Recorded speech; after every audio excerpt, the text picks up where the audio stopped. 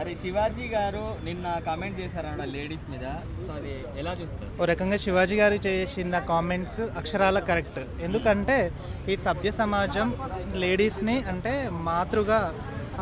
మాతృమూర్తిగా పూజిస్తుంది. అంటే ఏ రోజైతే మనం గర్భం నుంచి బయటికి వచ్చామో ఆ రోజు నుంచి కూడా ప్రతి బిడ్డడు తన తల్లి విధంగా కూడా బాగానే చూస్తారు, అది ఆడపిల్ల అయినా ఎవరైనా సరే.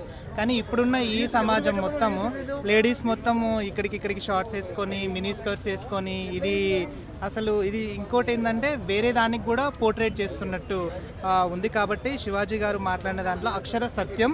పైగా స్త్రీలను దేవతామూర్తులుగా చూసే విధంగా కూడా మన భారతదేశం ఉంది.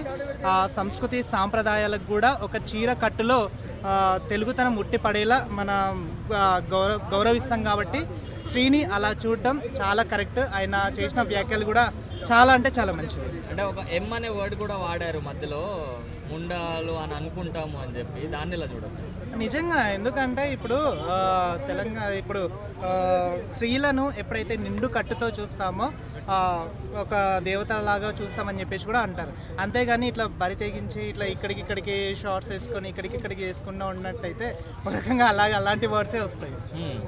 సో సమ్మతిస్తున్నారా శివాజీ గారు చెప్పి? యాక్చువల్గా నిజంగా. ఎందుకంటే ఆయన చేసిన వ్యాఖ్యలు చాలా అంటే చాలా. ఎందుకంటే రీసెంట్గా కూడా ఒక మూవీలో చూసాం, శివాజీ గారు ఇక్కడికి బట్టలు వేసుకుంటేనే ఒక చిన్న పిల్ల మీద దాంట్లో చూసామన్నమాట.